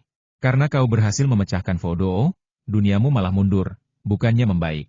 Sekarang kau berada di dunia Wan Xiang. Kau bukan tandingan Yeihao sekarang. Kau baru saja mati sia-sia. Apa? Kinmo, kau juga diracuni Fodo? Teriak Hiwei. Begitu dia dan Chuli serta yang lainnya datang, mereka mendengar apa yang dikatakan Song Tingyu, yang sangat mengejutkannya. Chuli, Renpeng, dan 2 prajurit Sekte Jemie lainnya yang telah diracuni oleh Fodo, semuanya memiliki ekspresi aneh di wajah mereka, dengan ketidakpercayaan di mata mereka. Tidak ada sedikit pun kegelapan di matamu. Jiwa dan kehidupanmu sangat kuat. Hiwei menarik napas dalam-dalam dan tampak bersemangat. Kau jelas telah memecahkan Fodo. Kinmo, bagaimana kau melakukannya? Cepat ceritakan padaku. Dia melihat harapan. Renpeng dan yang lainnya yang juga diracuni oleh Fodo juga matanya berbinar dan menjadi gembira. Chuli juga terkejut dan curiga. Kinmo, apakah kamu benar-benar berhasil memecahkan Fodo? Memang sudah terpecahkan, kata Kinmo, terus terang. Bagaimana caranya? Chuli menjadi bersemangat. Apakah kamu punya cara untuk membantu Hiwei dan yang lainnya menyingkirkan Fodo itu? Kalau bisa, Tingyu tidak akan seperti ini. Kalau bisa, aku pasti sudah menyembuhkannya sejak lama. Kinmo tersenyum getir. Begitu kata-kata ini diucapkan, kerumunan yang gembira itu segera menjadi tenang. Seolah-olah baskom berisi air es dituangkan ke atas kepala mereka. Kondisi Song Tingyu sudah terungkap di depan semua orang. Jika Kinmo benar-benar bisa mendetoksifikasinya, mengapa dia masih seperti ini? Kinmo, bagaimana kamu mendetoksifikasi? Ceritakan pada kami. Mungkin kami bisa menirumu. Hiwei tidak menyerah. Pertama-tama aku akan menggunakan guntur dan kilat untuk menghancurkan jiwa sejati, membuatnya hancur berkeping-keping dan kembali ke alam 1000 tahun. Pada saat ini, Fodo akan dipisahkan dari jiwa sejati. Lalu aku akan membiarkan api yang berkobar mengalir ke dalam pikiran, menggunakan api yang baru saja membunuh serangga penyihir untuk memurnikan Fodo sedikit demi sedikit. Kinmo menjelaskannya dengan hati-hati, lalu berkata dengan wajah serius dan tulus, selama kalian semua bisa menggunakan metode yang sama untuk menghancurkan jiwa dengan guntur dan kilat serta mampu menahan suhu tinggi apiku, mungkin kalian bisa memecahkan Fodo dan kembali normal. Setelah selesai berbicara, ia mendapati semua orang terdiam. Ia mendapati semua orang, termasuk Chuli, menatapnya seolah-olah ia monster. Ada apa? Kinmo tampak bingung. Semua orang tetap diam. Setelah sekian lama, Hiwei berkata pelan, untuk memecahkan Fodo, kau menghancurkan jiwa sejatimu? Kau membiarkan api semacam itu mengalir ke dalam pikiranmu dan memurnikan Fodo dengan api itu? Benar. Kinmo mengangguk. Kau kejam sekali. Chuli menghela napas dan menggelengkan kepalanya. Dengan ekspresi rumit, ia berkata, kalau aku, bahkan jika aku punya cara untuk menghancurkan jiwaku, aku tak akan pernah berani melakukannya dengan begitu tegas. Menghancurkan jiwaku berarti kerajaanku akan mundur, dan aku mungkin takkan pernah bisa pulih seumur hidupku, atau jiwaku mungkin langsung meledak. Pukulan seperti ini, mungkin lebih mengerikan daripada dilahap Fodo sedikit demi sedikit. Bagi seorang pejuang, kemunduran alam dan kekuatan tidak dapat dipulihkan sepanjang hidupnya. Terkadang, hal itu lebih sulit diterima daripada kematian. Lanjut He Wei. Saat mereka menatap Qin Mo, ada sedikit rasa hormat di mata mereka, dan mereka merasa bahwa orang ini sangat gila. Dia orang yang tangguh, pikir Chuli dalam hati. Hingga saat ini, Qin Mo benar-benar mendapatkan rasa hormatnya. Ia juga benar-benar menganggap Qin Mo sebagai orang nomor satu. Bahkan setelah diracuni Fodo, ia mampu menghancurkan jiwanya dan mendetoksifikasi diri dengan cara yang hampir merusak diri sendiri. Bagi Chuli, orang seperti ini sungguh menakutkan. Asalkan kalian bisa menghancurkan jiwa dan menahan api yang masuk ke otak kalian, aku bisa membantu kalian menyingkirkan Fodo. Bagaimana? Mata Qin Mo menyapu wajah mereka satu persatu. He Wei dan yang lainnya yang diracuni Fodo menjadi pucat dan menggelengkan kepala berulang kali. Lupakan saja, lupakan saja. Kita tidak bisa melakukan itu. Jiwa kita tidak sanggup menahan guntur dan kilat, dan pikiran kita tidak sanggup menahan kobaran api seperti itu. Api itu. Bahkan serangga penyihir pun mati. Apalagi kita? Meskipun aku diracuni Fodo, setidaknya aku masih hidup. Aku tidak ingin langsung mati. Qin Mo melihat sekeliling dan mendapati mereka semua menggelengkan kepala dan melambaikan tangan. Ia hanya bisa berkata tanpa daya kalau begitu aku tidak bisa membantumu. Kita gunakan cara paling sederhana, bunuh Ye Hao dan musnahkan Ratu Serangga itu. Chuli mengutarakan pendapatnya. Ini satu-satunya jalan, kata Qin Mo. Ayo pergi. 3 jam kemudian, ekspresi Qin Mo berubah, dan dia tiba-tiba berkata, seharusnya tidak jauh dari Ye Hao. Chuli menatap He Wei. He Wei, yang mengetahui secara kasar di mana Ye Hao berada melalui kristal pikiran rusak, mengangguk dan berkata, dia seharusnya semakin dekat. He Wei, kalian semua harus mencari tempat bersembunyi untuk sementara waktu. Chuli tampak tak berdaya. Kau diracuni Fodo dan tak boleh terlalu dekat dengan Ratu Serangga. Aku tak bisa membawamu bersamaku. Aku mengerti, kata He Wei dengan getir. Di sisi lain, Qin Mo juga menurunkan Song Tingyu dan berbisik, jangan khawatir, aku akan memastikan kamu baik-baik saja. Kamu ikut mereka dulu. Qin Mo, kau tidak perlu pergi. Aku tidak ingin terjadi apa-apa padamu. Song Tingyu mendesah pelan. Aku akan baik-baik saja. Qin Mo melambaikan tangannya. Kalian sebaiknya berhati-hati, Chuli memperingatkan. Jangan khawatir, kita masih punya kekuatan tempur untuk sementara waktu. Lagi pula, kita sudah dimantrai, dan tak seorang pun akan peduli pada orang-orang yang ditakdirkan mati, kata He Wei dengan lesu. Chuli tidak berkata apa-apa lagi. Ia melirik Qin Mo, dan menjadi orang pertama yang meninggalkan kerumunan. Qin Mo mengikutinya dari dekat. 1 jam kemudian, saat mereka melangkah ke semak-semak yang lebat, ekspresi Chuli berubah dan dia tiba-tiba berkata, seseorang mendekat dengan cepat. Begitu dia selesai berbicara, 2 wanita yang mengenakan pakaian sekte setan ilusi dan dengan lubang berdarah di dahi mereka tiba-tiba bergegas menuju Chuli dan Qin Mo. Kedua wanita itu memiliki mata yang menyeramkan, memancarkan cahaya yang bukan manusia. Mereka tidak memiliki suhu tubuh dan sedingin mayat. Namun mereka secepat kilat, dan begitu mereka bergerak, ilusi nyata tercabut satu demi satu. Dalam sekejap, tampak seolah-olah lebih dari selusin wanita menyerbu ke arah Qin Mo, dan Chuli dari segala arah. Aura jahat dan dingin langsung menyelimuti Qin Mo, menyebabkan semua pori-pori di tubuhnya berdiri. Ini terasa sangat salah. Chuli, lindungi lautan kesadaran spiritualmu dan waspadalah terhadap Fodo. Serangga penyihir telah mengebor otak mereka dan mengendalikan mereka. Qin Mo tiba-tiba berteriak. Pada saat yang sama, 3 tetes saripati kehidupan dan darah tiba-tiba terbang keluar lagi. Setetes darah kehidupannya sendiri melindungi tubuhnya, dan 2 tetes darah kilin lainnya tiba-tiba mengalir ke langit dan mengalir menuju kedua wanita itu. Dengung-dengung-dengung. Kedua serangga penyihir itu berteriak begitu merasakan nafas kirin api. Mereka segera menyadari bahwa mereka telah bertemu Qin Mo lagi. Mereka hampir seketika muncul dari antara kedua alis wanita itu dan melarikan diri dengan lolongan aneh tanpa menunggu api datang. Kobaran api dari Fire Kirin membakar kedua wanita dari sekte iblis ilusi. Namun mereka terlambat 1 langkah. Serangga penyihir lolos lagi. Di sana. Aku melihat Xiao Die dan Xiaowan pergi ke sana. Suster Sue, cepat ke sana. Pada saat yang sama, teriakan keras seorang gadis lain datang dari depan. Beberapa wanita dari sekte setan ilusi bergerak cepat di semak-semak dan segera muncul di depan Kinmo dan Chuli. Begitu mereka tiba, mereka melihat kedua rekan mereka berkobar api di sekujur tubuh. Mata indah para wanita dari sekte iblis ilusi ini langsung memerah. Kinmo dan Chuli saling berpandangan dan melihat kepahitan di mata masing-masing, dan diam-diam berseru bahwa itu buruk. Serangga penyihir itu terbang menjauh lebih awal, dan kedua gadis dari sekte iblis ilusi terbakar oleh kobaran api. Lubang darah di antara alis mereka berubah menjadi hitam hangus, dan tidak ada jejak serangga penyihir yang menembusnya.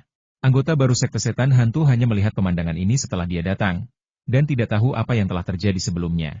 Mereka tidak dapat membersihkan diri bahkan jika mereka melompat ke Sungai Kuning. Kelima gadis dari sekte ilusi iblis mengenakan gaun kuning cerah. Masing-masing dari mereka bermata cerah, bergigi putih, berkulit seputih salju, dan secantik bunga. Mereka semua telah mencapai tahap tengah hingga akhir alam Tongyo. Pada saat ini, mata cerah kelima gadis itu dipenuhi dengan api kemarahan, dan mereka berlima segera mengepung Kinmo dan Chuli di tengah. "Suster Sue, ke sini!" teriak salah satu dari mereka. Suara sosok yang bergerak cepat datang dari semak-semak di kejauhan, dan seorang wanita lain mendekat dengan cepat. "Segala sesuatunya tidak seperti yang kau pikirkan," Chuli menjelaskan dengan enggan. "Kau pikir kami semua buta?" kata seorang gadis berwajah oval, matanya hampir menyemburkan api. "Kami punya mata. Kami bisa melihat dengan jelas apa yang terjadi." "Berhenti bicara omong kosong." Wajah Chuli menjadi gelap, dia kesal dan berhenti menjelaskan. "Terserah apa yang kau pikirkan." Kinmo mengerutkan kening, juga mengalami sakit kepala, diam-diam mengutuk nasib buruknya. Serangga penyihir itu terbang menjauh, dan terus membakar esensi dan darahnya sendiri hanya akan membuang-buang energi api. Jadi dia buru-buru mengambilnya kembali. Dua bola api berbentuk unicorn api terbang keluar dari tubuh hangus kedua gadis dari sekte iblis ilusi tanpa urutan tertentu, dan berubah menjadi tetesan darah kristal di udara, terbang dengan patuh menuju Kinmo. Itu dia. Semua gadis dari sekte iblis ilusi memusatkan tatapan penuh kebencian mereka pada Kinmo. Situasinya sudah sangat jelas. Kedua gadis itu terbakar sampai mati oleh api, dan tetesan darah kirin api berhamburan ke arah Kinmo. Siapa lagi yang bisa melakukannya kalau bukan dia? 3 tetes darah kehidupannya menetes ke telapak tangan Kinmo. Ia mengeluarkan beberapa keping kristal api langit untuk mengisi kembali energi jiwa api dalam darahnya. Sementara pemimpin sekte setan ilusi belum tiba, dia berpikir tentang bagaimana menjelaskan dan bagaimana menghindari konflik dengan mereka. Kali ini, inti dari sekte iblis ilusi adalah Sue Moyan, putri kandung Sueli. Sejak Sueli tahu bahwa dia masih memiliki seorang putri yang hidup dan bahwa Sue Moyan akan berpartisipasi dalam pertemuan persidangan, dia telah memberitahu Kinmo untuk menemukan cara untuk membantu Sue Moyan dan mencoba yang terbaik untuk membantunya menemukan obat suci untuk menyembuhkan jiwanya. Sueli bahkan memberinya setengah kode darah. Dia juga telah memutuskan bahwa jika dia benar-benar bertemu Sue Moyan di tanah pemakaman ilahi, dia akan mengikuti petunjuk Sueli dan membantu Sue Moyan semampunya. Tetapi dia tidak pernah menyangka pertemuannya dengan Sue Moyan akan seperti ini. Untuk sesaat, dia tidak dapat memikirkan cara yang baik untuk menjelaskan masalah ini. Kinmo mengalami sakit kepala yang parah. "Kakak Sue!" teriak gadis berwajah seperti biji melon itu. Seorang gadis, juga mengenakan gaun kuning cerah, dengan sosok ramping dan kulit seputih salju, tiba-tiba muncul di depan semua orang. Dia berdiri di samping dua tubuh yang hangus itu. Gadis itu tampak berusia 20-an. Di bawah alisnya yang panjang dan dicat, matanya sebening dan secerah genangan air. "Chuli." Gadis itu mengangkat kepalanya. Ia menatap Chuli dari sekte sunyi dengan alis berkerut anggun. Suaranya jernih dan manis, "Kau membunuh mereka, kan?"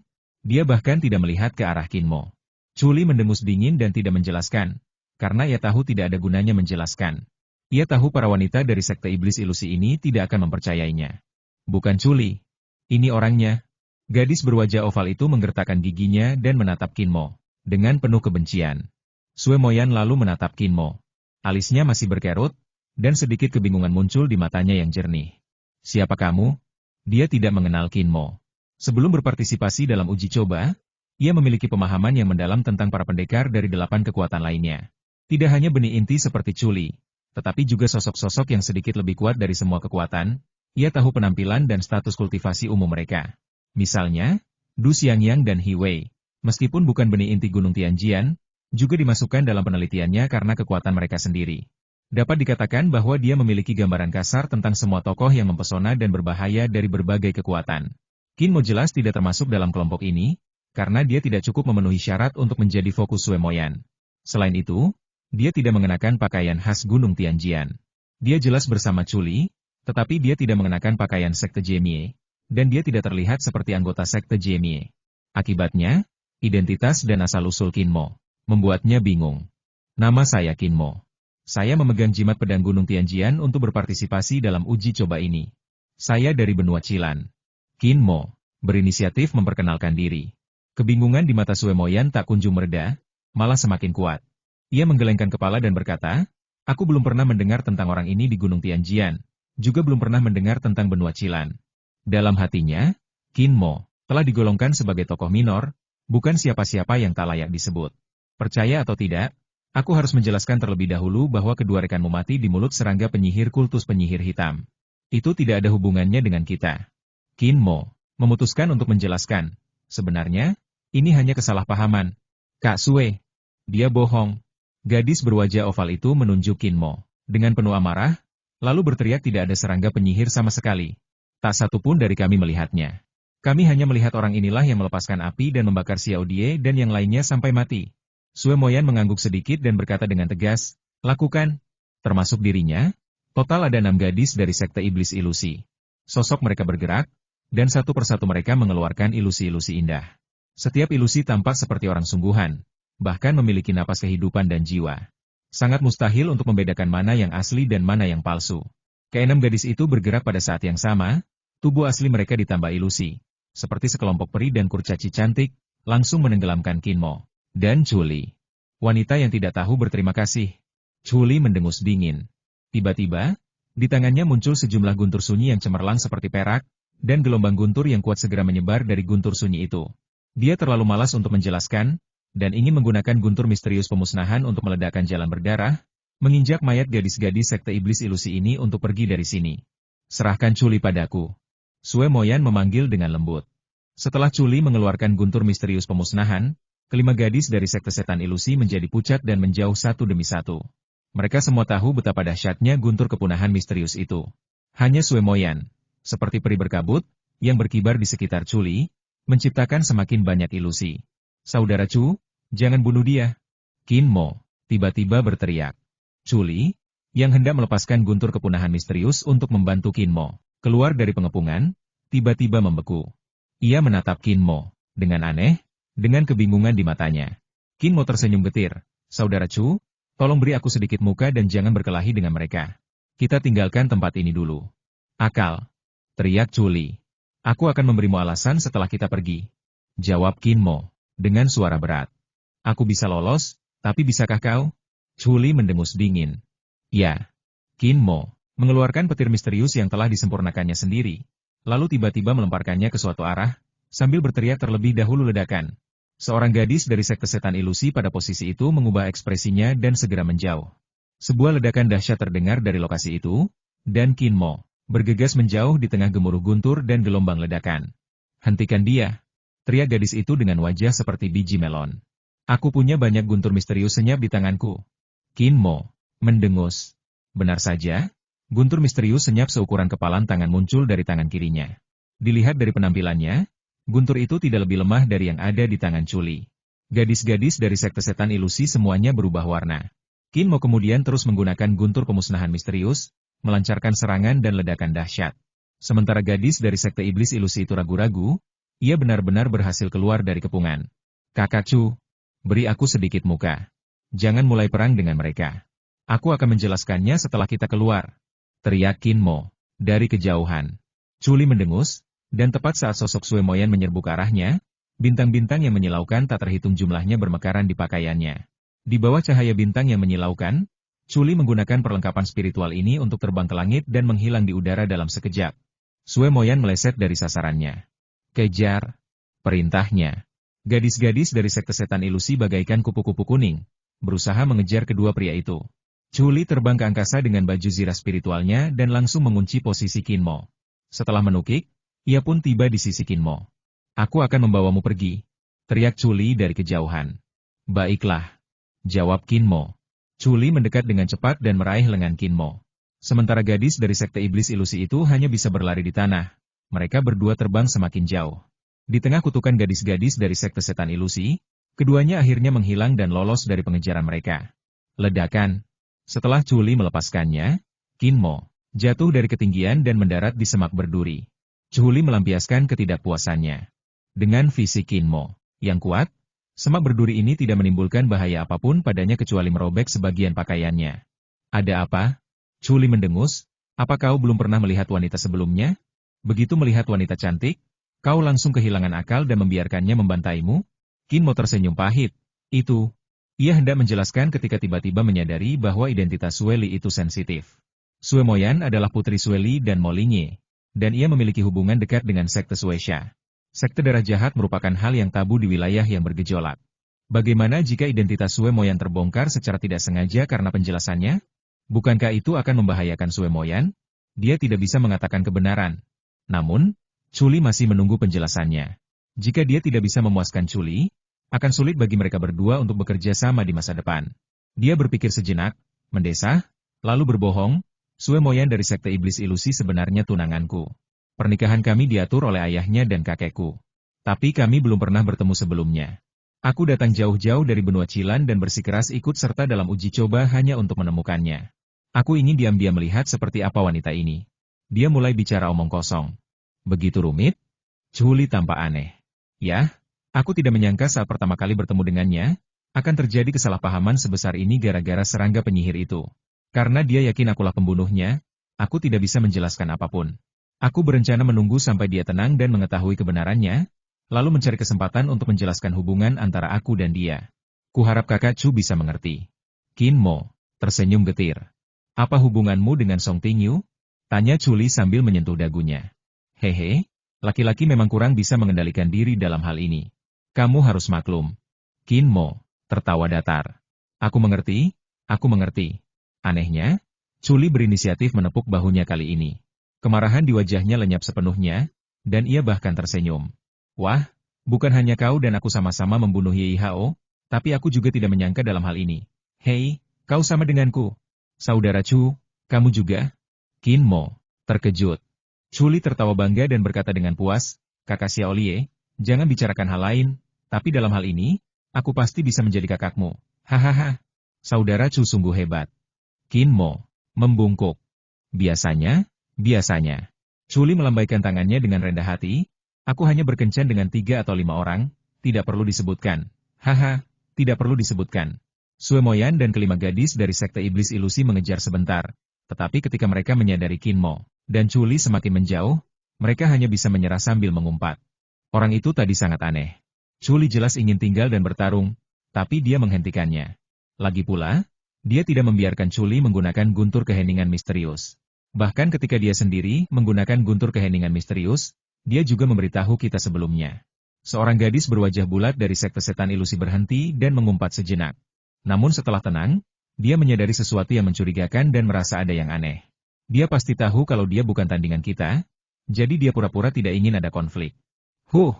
Gadis berwajah pucat itu bernama Huang Shuli. Dia yakin Qin Mo lah pembunuhnya. Orang itu menunjukkan belas kasihan di mana-mana, kata Pan Qian-Qian yang berwajah bulat. Qian-Qian, ada apa denganmu? Tanya Huang Shuli dengan nada tidak puas. Xiao Die dan yang lainnya jelas-jelas terbakar sampai mati oleh api.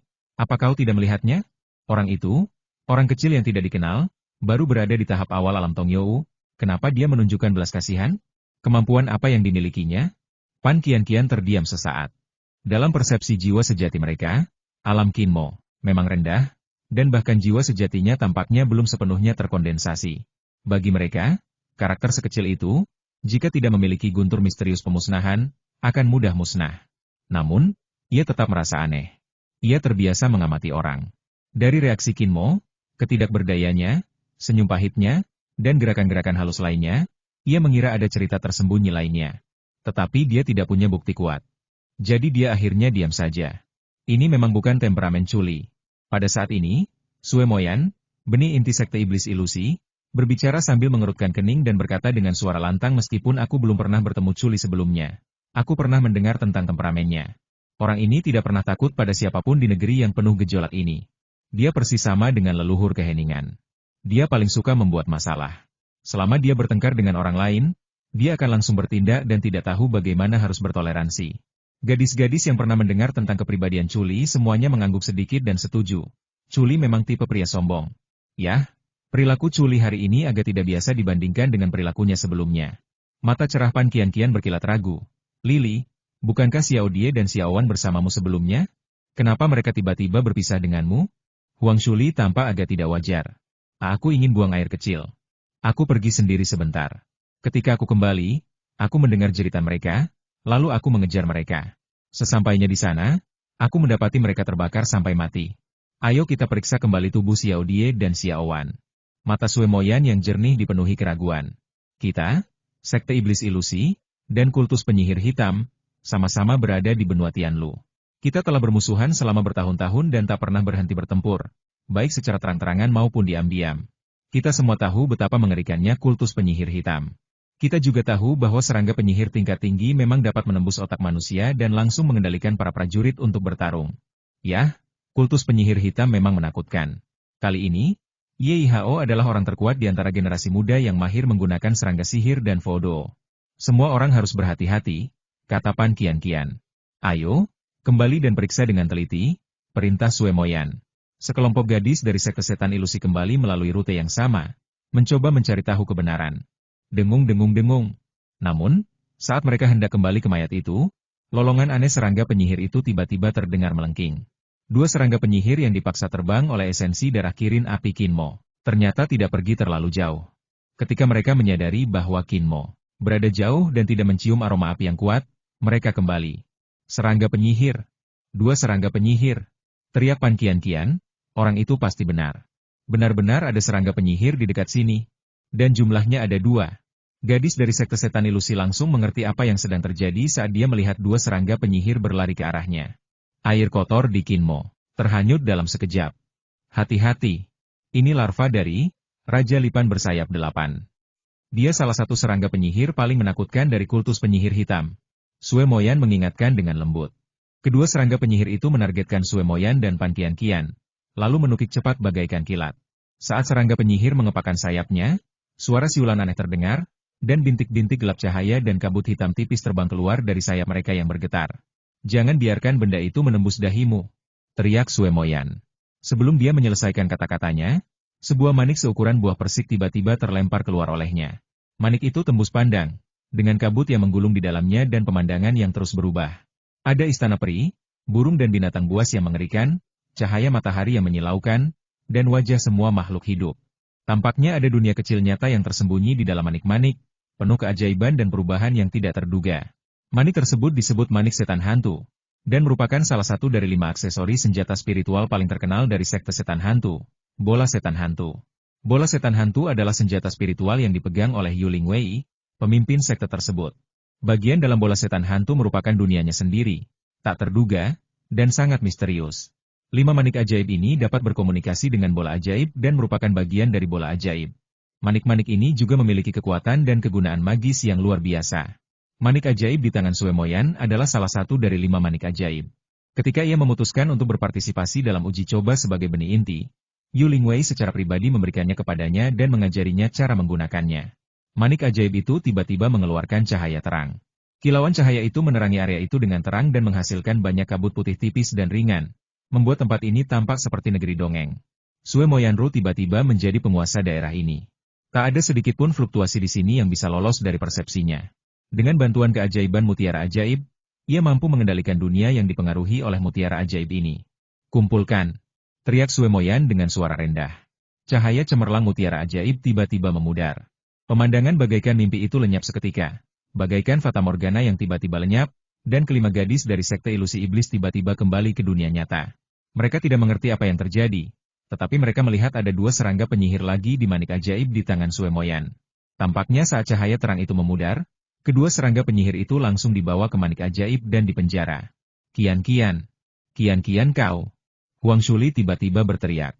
Semua orang memperhatikan dengan saksama dan menemukan ada beberapa garis hitam kecil yang samar-samar terlihat di mata Pan Qianqian. Ada apa? Pan Qianqian sendiri belum menyadarinya. Kau mungkin telah diracuni oleh Fodo, teriak Huang Shuli. Ekspresi Pan Qianqian berubah. Setelah merasakannya dengan saksama, matanya tiba-tiba menjadi gelap. Kok aku diracuni? Aku bahkan tidak merasakannya sendiri. Kakak Sue. Gadis-gadis lainnya menatap Sue Moyan bersamaan. Ayo kita cari Ye Hao. Sue Moyan menggenggam erat manik ajaib itu. Melihat 2 serangga penyihir di dalamnya, ia berkata, YIHO akan menukar dua serangga penyihir yang masih hidup dengan setetes darah induk serangga. Membudidayakan serangga penyihir itu sangat sulit, dan mereka jauh lebih berharga daripada setetes darah induk serangga. Ia harus tahu bagaimana membuat pilihan. Kultus penyihir hitam sialan. Umpat Huang Shuli. Ayo pergi. Di sisi lain, di semak berduri, Qin Mo dan Chuli sedang menyantap daging kering. Masing-masing memegang botol anggur, sambil makan dan minum. Keduanya mulai memanggil satu sama lain dengan sebutan saudara Xiaolie dan saudara Chu, dan hubungan mereka tampaknya menjadi jauh lebih dekat, seolah-olah mereka memiliki kesamaan jenis. Aku pernah dengar tentang Sue Moyan. Dia bukan gadis biasa. Kalaupun kau tidak menghentikanku tadi, aku mungkin takkan bisa mengalahkannya.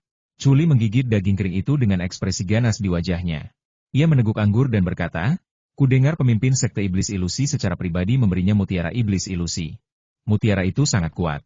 Jika gadis itu mengeluarkan mutiara iblis ilusi, dampak petir penghancur misteriusku akan langsung berkurang beberapa persen, dan dia pasti tidak akan terluka." Mutiara ajaib hantu? Apa istimewanya? Qin Mo memiliki noda anggur di sudut mulutnya dan tampak terkejut. Manik ajaib dapat terhubung dengan bola ajaib, dan dengan bantuan energi di dalam bola ajaib, sebuah medan ajaib dapat terbentuk di sekitar manik tersebut. Di medan tersebut, persepsi Sue Moyan akan meningkat beberapa kali lipat. Ia dapat mendeteksi fluktuasi sekecil apapun. Medan itu juga dapat mengurangi kekuatan musuh, membuat lawan pasif dimanapun. Ia akan mengetahui reaksi apapun sebelumnya. Chuli jarang serius. Jika dia menggunakan formula ajaib mutiara ajaib untuk menyiapkan penyergapan terlebih dahulu dan mengubah dirinya menjadi orang yang paling kau kenal, mungkin kau tidak akan tahu apa yang terjadi sampai kau mati. Lebih spesifiklah, kata Qin Mo. Begini saja. Jika dia pernah ke rumah Song Tingyu dan He Wei sebelumnya dan melihat mereka, dia bisa menggunakan manik ajaib untuk membayangkan tempat Song Tingyu dan He Wei berada. Dia sendiri bisa menggunakan ilusi manik ajaib untuk berubah menjadi salah satu dari He Wei dan Song Tingyu. Jika kita tidak sengaja masuk, kita akan mengira kita tersesat dan entah bagaimana kita kembali ke rumah Song Tingyu dan He Wei. Chuli mengelus dagunya, berpikir sejenak, lalu berkata sambil tersenyum kecut, "Kalau itu kamu, dia pasti akan berubah jadi Song Tingyu. Dan kalau aku yang ke sana, dia pasti akan berubah jadi He Wei. Kalau begitu, kita berdua akan dipermainkan sampai mati olehnya, kecuali dia berinisiatif untuk berubah kembali. Kalau tidak, sebelum kita mati, kita akan berpikir bahwa Song Tingyu dan He Wei lah pelakunya. Dan kita akan mati dengan kebingungan dan keheranan yang mendalam, dan kita akan mati dengan mata terbuka. Apakah benar-benar mustahil untuk membedakan antara kebenaran dan kepalsuan?" Qin Mo merasa ngeri. Chuli menggelengkan kepalanya dan berkata, "Kecuali kau berada di level yang lebih tinggi darinya, persepsi, wawasan, dan intuisi jiwamu jauh lebih baik daripada miliknya. Kalau tidak, sangat sulit untuk mendeteksinya, dan kau bahkan tidak akan tahu siapa yang membunuhmu saat kau mati." Qin Mo merasa ngeri dan terharu. "Tapi kamu tidak perlu terlalu khawatir." Chuli menepuk bahunya dan berkata dengan acuh tak acuh, "Bukankah dia tunanganmu? Di saat kritis ini, kamu hanya perlu menjelaskan hubunganmu dengannya, dan kamu akan baik-baik saja. Bagaimana jika dia membunuhku secara langsung dalam wujud Song Tingyu, dan aku bahkan tidak menyadarinya?" tanya Qin Mo. "Baiklah, anggap saja dirimu kurang beruntung." Chuli tertawa datar. "Bagaimana denganmu? Apa kau tidak takut padanya?" Qin Mo terkejut. "Aku takut, tapi kalau dia benar-benar ingin membunuhku, itu tidak akan semudah itu." Chuli tertawa, "Aku akan meledakkan semua guntur pemusnahan di tubuhku saat ini juga sebelum aku mati. Kau bisa menyempurnakan guntur pemusnahan. Jadi kau tentu tahu bahwa selama kau melepaskan pikiran, guntur itu akan meledak seketika. Hei, kalau dia ingin membunuhku, dia pasti tidak jauh dariku. Ketika semua guntur pemusnahan di tubuhku meledak, dia mungkin tidak akan bisa bertahan hidup meskipun dia memiliki manik ajaib. Sebelum aku mati, aku pasti akan membawa seseorang bersamaku," kata Chuli dengan panik. Zona kerusuhan memang dipenuhi orang gila dan psikopat. Qin Mo tersenyum getir dalam hati. Dia tidak tahu bahwa di mata Chuli, dia, Qin Mo, juga orang gila. Setelah makan dan minum, Qin Mo dan Chuli duduk bersila di tempat, menggunakan batu roh untuk memulihkan kekuatan mereka. Qin Mo memegang beberapa batu roh tingkat bumi di satu tangan dan kristal api langit di tangan lainnya. Darah kirin api berada di telapak tangan yang memegang kristal api langit. 3 tetes darah dengan cepat menyerap energi api kristal api langit. Dalam pikiran Qin Mo, untaian asal-usul jiwa, jejak, dan pikiran spiritual, seperti sutra laba-laba, sedikit demi sedikit bersatu kembali menuju danau jiwa. Di danau jiwa, bayangan samar jiwa sejati sekali lagi samar-samar mengembun. Tampaknya ada embusan samar guntur di dalam jiwa sejati itu, dan ada fluktuasi guntur yang jelas, yang sangat menakjubkan. Dia menyatukan kembali jiwa aslinya. Bagi banyak orang, bahkan jika mereka telah menguasai metode penghancuran jiwa sejati mereka, mereka tidak akan pernah berani mencobanya dengan mudah. Bahkan jika mereka diracuni oleh Voodoo, tidak banyak orang yang berani menghancurkan jiwa mereka dengan begitu tegas. Karena sekali jiwa hancur, ia mungkin takkan bisa disatukan kembali. Terkadang, jiwa yang hancur berarti keheningan jiwa, yang berarti kematian. Akan tetapi, bagi Kinmo, menghancurkan jiwa dan menyatukannya kembali hanyalah proses dan langkah yang diperlukan dalam tahap ketiga serangan petir surgawi, melembutkan jiwa dengan petir. Penghancuran jiwanya sederhana saja. Tampaknya menyatukan kembali jiwa sejati tidak sesulit yang dipikirkannya. Dengan memusatkan tenaganya dan merasakan dengan hatinya, ia mampu menentukan dengan sangat tajam dan akurat bahwa jejak-jejak jiwanya yang tersebar mengalir dengan cepat dan metodis dari setiap sudut pikirannya ke danau jiwa, seperti aliran sungai yang mengalir ke laut. Di dalam danau jiwa yang jernih dan transparan, jiwa sejatinya yang kabur berangsur-angsur menjadi semakin jernih setiap menit dan setiap detik. Jiwa-jiwa sejati berkumpul dengan cepat. Kinmo diam-diam merasa gembira.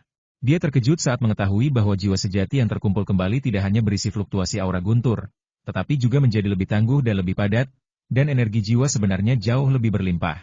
Lightning Soul Tempering memang merupakan cara untuk menempa jiwa sejati dan memperkuat jiwa sejati. Ini adalah metode untuk menumbuhkan jiwa sejati. Sejauh pengetahuannya, metode mengolah dan memurnikan jiwa adalah yang paling langka dan jarang ditemukan di wilayah manapun, di kekuatan atau sekte manapun. Bahkan di tanah kerusuhan, bahkan di 9 kekuatan tingkat perak, tidak banyak metode khusus bagi seniman bela diri di alam Tongyou untuk mengolah jiwa mereka. Penempaan jiwa petir, menggunakan kekuatan guntur dan kilat untuk mengasah dan memupuk jiwa sejati, sehingga jiwa tersebut mengandung kekuatan guntur dan kilat, dan tidak takut pada guntur dan kilat. Guntur dan kilat adalah musuh bebuyutan jiwa. Ketika jiwa sejati dipenuhi guntur dan kilat, ia tidak akan lagi takut pada guntur dan kilat. Dan ia juga dapat mengendalikan guntur dan kilat itu pasti hal yang sangat luar biasa. Kinmo semakin merasakan kedalaman jurus petir surgawi yang diajarkan kakeknya, dan seni spiritual yang telah dipraktikannya sejak ia bisa mengingatnya. Ini jelas merupakan teknik spiritual yang sangat kuat dan mendominasi. Chuli tidak benar-benar bertarung sampai mati dengan gadis dari sekte ilusi iblis, jadi dia tidak menghabiskan terlalu banyak energi spiritual. Dia pulih dengan cepat. Chuli membuka matanya, membuang batu spiritual abu-abu putih di tangannya, lalu menatap Kinmo. Dengan bosan. Cahaya aneh perlahan-lahan muncul di matanya. Dia terkejut saat mendapati percikan petir sesekali keluar dari rambut, wajah, dan bahkan lubang hidung Kinmo. Chuli memusatkan pikirannya dan merasakan, menjelajahi, dan memahami dengan jiwanya. Ia segera menemukan bahwa ada sedikit embusan guntur dalam pikiran jiwa Kinmo. Penemuan ini sangat mengejutkan Chuli. Dia berasal dari sekte Jemie. Orang terkuat di sekte ini, Patriark Jemie, ahli dalam kekuatan guntur dan kilat. Faktanya, banyak pengikut sekte Jemie yang memilih untuk berlatih rahasia guntur dan petir. Meskipun Chuli merupakan pengecualian dan mempraktikkan teknik spiritual lain yang dianugerahkan oleh leluhur Jemie, ia memahami teknik spiritual guntur dan kilat serta mengetahui misteri dan kekuatan teknik spiritual ini. Dia secara alami mengetahui bahwa energi petir merupakan musuh bebuyutan jiwa, dan dapat memusnahkan kejahatan, menghancurkan hantu, serta membunuh roh jahat dan roh pendendam. Makhluk hidup apapun yang memiliki kesadaran jiwa tetapi tidak memiliki wujud fisik akan merasa hampir mustahil untuk lolos dari dampak guntur dan kilat. Jiwa sejati seorang pejuang juga dalam bentuk ini dan sama-sama takut terhadap guntur dan kilat. Sejauh pengetahuannya, Patriark Jemie berlatih hingga mencapai alam abadi sebelum berani menggunakan kekuatan guntur dan kilat untuk mencoba menenangkan jiwanya. Di seluruh sekte Jemie, ada ribuan prajurit yang mempraktikkan seni roh guntur dan petir. Tetapi satu-satunya yang berani langsung menggunakan kekuatan guntur untuk meredam jiwa dan meningkatkan kekuatan jiwa adalah Patriark Jemie. Di sisi lain, Kinmo, jelas hanya berada di alam Tongyou, dan bahkan telah mengalami pengalaman yang mengguncang jiwa. Namun kini, di dalam jiwa sejatinya yang telah bersatu kembali, tiba-tiba muncul fluktuasi dan aura petir. Hal ini sangat mengejutkan Chuli. Hal ini karena leluhur sekte Jemie, berlatih sampai ke alam abadi, dan hanya pada saat itulah ia dapat mencapai langkah ini. Dan hanya pada saat itulah guntur dan kilat dapat ada dalam jiwanya. Dibandingkan dengan Kinmo, tidak diketahui berapa banyak waktu yang telah berlalu sejak leluhur pemusnahan tiba, atau berapa banyak waktu yang telah terbuang sia-sia. Setengah jam kemudian, Kinmo membuka matanya, dan kilatan petir menyambar pupilnya. Ia menatap Chuli yang menatapnya kosong, lalu berkata, "Kakak Chu, apa yang kau lamunkan? Apakah kau menggunakan guntur dan kilat untuk memurnikan jiwamu?" Chuli memasang ekspresi aneh di wajahnya. "Ya." Kinmo mengangguk, tetapi tidak menjelaskan banyak hal. Chuli tidak bertanya lagi. Ia merenung sejenak dan tiba-tiba berkata, "Setelah persidangan selesai, jika kau punya waktu, Bisakah kau datang ke sekte Jiemie? Apa? Qin Mo terkejut. Aku ingin mengenalkan seseorang padamu. Chuli menyeringai dan berkata, jangan khawatir, aku tidak akan menyakitimu. Aku hanya berpikir kau harus bertemu dengannya. Tidak masalah. Qin Mo setuju. Apakah kamu siap? Chuli berdiri. Siap. Qin Mo juga berdiri. Berjalan. Jauh di dalam hutan lebat. Ye Hao duduk di tengah dahan pohon tua yang rimbun. Wajahnya muram, matanya menyipit, dan dia merasakan sesuatu dengan pikirannya. Di dalam hatinya, Raja Lipan bersayap 8 menggeliat pelan, seakan menyampaikan suatu pesan.